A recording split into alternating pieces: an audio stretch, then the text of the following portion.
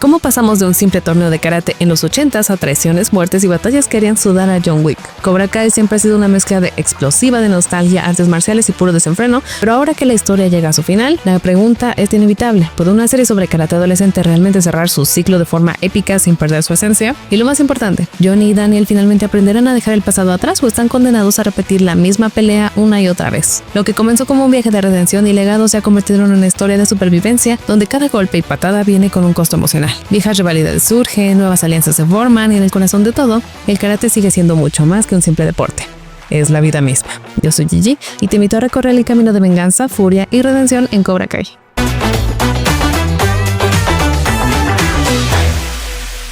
Todo comenzó con una rivalidad en un torneo de karate de los años 80 y de alguna manera terminamos aquí.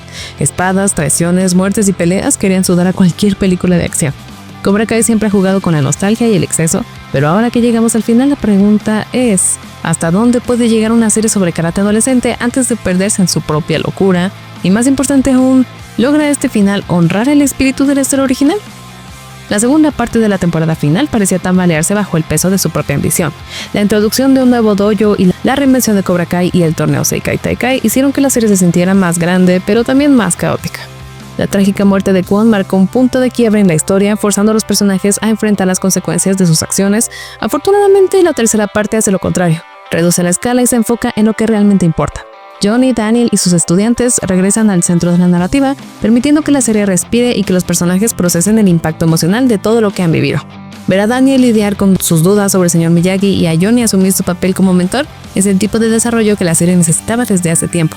El regreso de Seikai Taikai nos recuerda por qué Cobra Kai nos atrapó en primer lugar: el equilibrio entre el drama y las espectaculares peleas. Esta vez, sin embargo, hay un peso emocional más fuerte detrás de cada golpe, cada patada y cada decisión. La serie nos obliga a cuestionar si todo este camino de violencia y rivalidades realmente valió la pena. Un giro inesperado, pero bienvenido. Y cuando los personajes suben al tatami por última vez, no solo están peleando por un título, sino por cerrar un ciclo que comenzó hace décadas. Cobra Kai nunca temió lo absurdo, pero al final lo que realmente importa es lo que siempre estuvo ahí: el lazo entre maestro y alumno, la pasión por el karate y la capacidad de reinventarse una y otra vez. La venganza no siempre llega con una patada giratoria al rostro, pero en Cobra Kai a veces sí.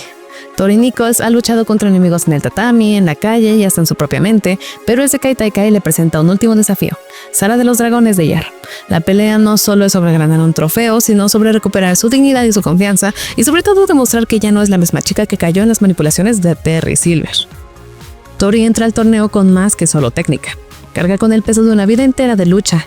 Cuando Sara intenta desequilibrarla con palabras venenosas recordándole su pasado con Robbie, Tori encuentra su verdadera arma: el dolor convertido en fuego. Miguel y Johnny la han entrenado para este momento y cuando Tori conecta el golpe final, no solo gana la pelea, sino que se redime ante los LaRusso, especialmente Amanda, quien siempre creyó en ella. Y al final, en el borde del tatami está Robbie, herido pero firme, demostrando que el amor y el respeto han reemplazado los errores del pasado. Pero Cobra Kai no solo se trata de ganar peleas, sino de construir futuros. Para Tori y Robbie, la victoria no termina en el tatami. Una representante los ve como los atletas perfectos y les ofrece contratos lucrativos. De ser los chicos problemáticos que apenas sobrevivían, pasan a recorrer el mundo representando marcas, compitiendo y asegurando un futuro que nunca creyeron posible. Juntos dejan atrás el dolor y los golpes del pasado, demostrando que a veces la mejor venganza no es solo ganar, sino vivir bien. Ganar el All Valley fue solo el comienzo para Miguel, pero ahora la presión es mayor que nunca. En el Seikai Taikai enfrenta no solo a Axel, sino un rival feroz, sino también a una verdad que no esperaba. Sam será estudiar a Okinawa y no se lo contó. ¿Podrá concentrarse lo suficiente para demostrar que sigue siendo el campeón? ¿O esta batalla se convertirá en la primera que realmente pierda? El combate contra Axel es más que un enfrentamiento físico, es una prueba de carácter. Terry Silver y Sensei Wolf quieren que Axel golpee donde duele, apuntando a la lesión de Miguel. Pero el rival decide pelear limpio. No le sirve de mucho. Miguel, canalizando su entrenamiento y su rabia contenida, lo derrota con una técnica impecable, asegurando el trofeo y dejando a su dojo empatado en puntos con los Dragones de Hierro. Ha demostrado una vez más que es el mejor, pero su mayor victoria aún está por llegar. Después del torneo, Miguel y Sam enfrentan su propio combate emocional. Miguel no está molesto porque Sam se vaya, sino porque no confía en él. Pero el amor entre ellos es más fuerte que cualquier malentendido. La distancia no es el fin y Miguel lo deja claro con un regalo y una promesa. Días después, en un giro inesperado, la sorprende en el aeropuerto, no la dejará ir sola. Aunque no tuvieron su momento en Barcelona, ahora tienen Japón para compartir una aventura romántica antes de volver a casa. Porque ganar un trofeo es importante, pero ganar el corazón de la persona que amas lo es aún más. John Kreese y Terry Silver siempre fueron más que enemigos. Eran un reflejo distorsionado el uno del otro. Dos sombras proyectadas por la misma fuente de oscuridad. Durante 6 temporadas, Cobra Kai nos mostró cómo estos dos titanes del karate se enfrentaban a los demás y a sí mismos. Pero nadie vio venir el último y brutal capítulo de su historia. Una explosión en alta mar, un último acto de redención y una batalla que no podía acabar de otra manera. ¿Cómo llegaron hasta ahí? ¿Y por qué su destino siempre estuvo escrito con fuego y violencia? Todo comenzó cuando Silver, no queriendo dejar a Wolf la victoria de los Dragones de Hierro en el Sekai Taikai, intentó dar su golpe final, secuestrar a la familia de Johnny Lawrence. Pero Kreese, a pesar de su historial de villano implacable, decidió impedirlo. Se infiltró en el yate de Silver y una vez más, los viejos camaradas se enfrentaron en una pelea sin cuartel. Sabía que no podía vencer a Silver en combate, pero tenía un último truco bajo la manga. En un acto de autosacrificio, prendió fuego al combustible derramado con una colilla de su cigarro, detonando el yate con ambos a bordo. El último eco de su lema resonó en la noche, misericordia, y así, con una explosión, ambos desaparecieron en las aguas del destino que ellos mismos construyeron. Lo más sorprendente no fue la muerte de Kreese, sino la forma en que eligió morir. Después de décadas de caos y destrucción, entendió que él mismo había creado el monstruo que era Terry Silver.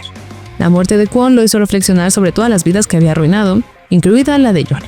Su arrepentimiento no fue un truco ni un teatro, fue real. Al sacrificarse para salvar a la familia de Johnny, demostró que su redención no era solo palabras. Esta vez no estaba manipulando a nadie ni buscando su propio beneficio. Por primera vez en su vida, John Kreese hizo lo correcto, aunque le costara todo. La muerte de Kreese y Silver juntos fue la única conclusión posible para su historia. Desde la guerra de Vietnam, sus vidas estuvieron unidas por la violencia, la lealtad y la traición. Kreese salvó a Silver en la guerra y Silver le pagó con una amistad que se convirtió en una guerra personal. Eran dos lados de la misma moneda, pero cuando Kreese finalmente entendió el peso de sus errores, supo que debía terminar lo que empezó. Murieron como vivieron, en combate, atrapados en un ciclo de destrucción que ninguno de los dos pudo romper. Un final poético y brutal, digno de Cobra Kai. ¿Qué secretos oscuros esconde el señor Miyagi? ¿Cómo se conecta su misterioso pasado con Daniel, Johnny y un collar robado? A lo largo de Cobra Kai vimos cómo los personajes lidiaban con sus demonios, pero al final la serie nos dejó una gran pregunta. ¿Pueden dejar atrás sus viejas rivalidades y redimir sus vidas? Desde guinegros hasta revelaciones familiares, el legado de Miyagi y la relación entre Daniel y Johnny nos brindan una conclusión que, aunque inesperada, es profundamente emotiva. Pero sobre todo, ¿por qué no ha aparecido el señor Han? Antes de pasar a responder estas y otras preguntas, te invito a suscribirte al canal si aún no lo has hecho, ya que todos los días les traemos videos sobre la cultura geek. Y si te preguntas cómo puedes ayudar a que sigamos creciendo, es muy fácil. Un like siempre ayuda mucho y, por supuesto, dejar un comentario para alimentar el algoritmo contribuye a que más gente siga llegando. Todo comenzó con una caja enterrada bajo las tablas del viejo dojo de Miyagi. Daniel LaRusso, Amanda y Chosen jamás imaginaron que dentro encontrarían un recorte de periódico que pondría patas arriba todo lo que querían saber sobre el venerado señor Miyagi. Un misterioso robo, un asalto, un collar valioso y una verdad oculta durante décadas. ¿Pero qué relación tenía todo esto con el hombre que les enseñó que la cera y el pulido eran la clave del karate? La respuesta estaba más cerca de lo que imaginaban y en la temporada 6 de Cobra Kai finalmente se reveló la historia que el maestro había guardado en silencio. El collar en cuestión no era un simple adorno, sino una reliquia familiar que perteneció a la madre del señor Miyagi. Su padre se lo entregó cuando decidió mudarse a los Estados Unidos, no solo como recuerdo, sino como una especie de salvavidas económico en caso de necesidad. Pero Miyagi nunca lo vendió. En cambio, se lo regaló a su esposa, quien lo llevó consigo cuando fue enviada a un campo de entrenamiento durante la Segunda Guerra Mundial. Mientras Miyagi luchaba en Europa, su esposa sufría en el encierro hasta que un guardia robó la reliquia familiar. Al regresar a la guerra y descubrir la tragedia de su familia, Miyagi se embarcó en un silencioso camino de justicia que lo llevó a recuperar el collar. Un acto que terminó siendo catalogado como un crimen en los periódicos de la época. El giro más sorprendente de esta historia llegó gracias a un personaje que había estado presente desde el inicio. Lucille LaRusso, la madre de Daniel. En el episodio final de la temporada, la familia se reúne para una comida cuando Lucille revela que ha tenido el collar todo este tiempo. Miyagi, en su infinita sabiduría, se lo confió sabiendo que Daniel no estaba listo para conocer esa parte de su historia. Pero ahora, con las piezas del rompecabezas finalmente encajando, Lucille cuenta todo. La ira de Daniel al descubrir el recorte del periódico se disipa al comprender la verdad. Su maestro nunca fue un ladrón, sino un hombre que recuperó lo que le pertenecía. Y de alguna manera, su madre siempre tuvo la respuesta al misterio. El último acto de esta historia tiene lugar en un gesto cargado de simbolismo. El collar, que pasó de generación en generación, robado, recuperado y escondido, finalmente encuentra un nuevo dueño. Lucille cumple la última voluntad de Miyagi y se lo entrega a Samantha LaRusso, quien ha decidido viajar a Okinawa para redefinir su camino en el karate. Así, el collar completa su ciclo, volviendo al lugar donde todo comenzó. En este cierre conmovedor, Cobra Kai nos recuerda que la historia de Miyagi sigue viva, no solo en los recuerdos de quienes los conocieron, sino en los objetos, enseñanzas y legados que dejó tras de sí. La temporada 6 de Cobra Kai ha mantenido a los fans al borde de sus asientos, pero en la tercera parte de esta entrega algo inesperado y bastante inquietante ocurre. Daniel LaRusso tiene un sueño largo y surrealista con el fallecido señor Miyagi. ¿Qué está pasando con la relación entre ellos y qué secretos oscuros del pasado de Miyagi se están revelando? Mientras los recuerdos y los fantasmas del pasado resucitan, la serie se adentra en un territorio complejo. ¿Es esta secuencia una genialidad narrativa o un giro incómodo que ya no tiene lugar? El sueño de Daniel comienza de manera simbólica, con hombres enmascarados que atacan a su familia, pero rápidamente se convierte en una alucinación. Miyagi aparece en un esfuerzo por salvar a su discípulo, y lo que sigue es una secuencia de lucha que, aunque impresionante, se alarga más de lo que se necesita. El ritmo, que por lo general es apilado en Cobra Kai, se pierde por completo aquí, cuando Daniel y su maestro tienen una conversación interminable sobre el pasado, con la sensación de que el personaje de Miyagi, en su versión resucitada digitalmente, ya no tiene el impacto emocional que el actor original solía transmitir. Este cameo resulta ser un intento fallido de darle un cierre a la historia de Miyagi, que en lugar de aportar profundidad solo crea un sentimiento de incomodidad. Lo más desconcertante es que incluso con la tecnología de IA resucitando a un querido personaje, la escena se siente innecesaria.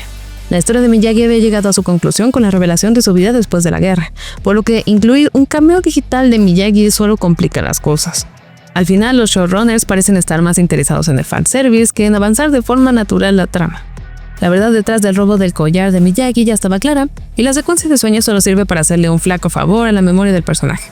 En lugar de brindar un cierre satisfactorio, el cameo termina siendo un eco vacío, un intento de revivir el legado de Miyagi cuando ya no hay necesidad de hacerlo.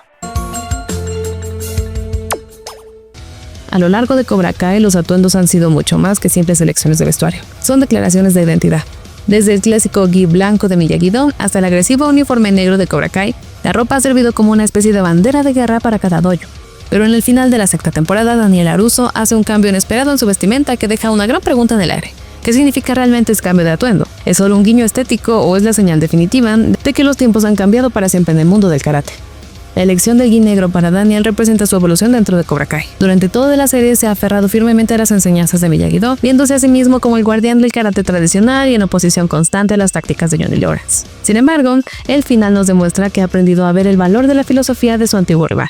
Su nuevo atuendo no significa que haya abandonado las enseñanzas de Miyagi, sino que finalmente ha comprendido que el verdadero crecimiento no viene de una lealtad ciega a una única perspectiva, sino de la capacidad de adaptarse y aprender de otros. Este cambio de vestuario no solo es significativo para Daniel, sino que refuerza un patrón visual que Cobra Kai ha utilizado magistralmente a lo largo de la serie. Desde el renacimiento de Johnny con Eagle Fang hasta la transformación de los distintos dojos, la ropa ha servido como un reflejo del desarrollo de los personajes. Al final, el gi negro de Daniel es más que una simple prenda. Es una declaración de que ya no es el mismo joven terco que solo veía el mundo en blanco y negro. Cobra Kai concluye con un mensaje claro. El crecimiento y la evolución son inevitables y a veces eso significa vestirse de negro. Johnny Lawrence y Daniel LaRusso han sido muchas cosas. Rivales, aliados, enemigos otra vez y contra todo pronóstico amigos. A lo largo de Cobra Kai han tropezado y peleado en su intento por entenderse, pero ahora en el final de la serie todo se reduce a una sola pregunta. ¿Pueden realmente dejar el pasado atrás y definir quiénes son sin la sombra de su vieja rivalidad?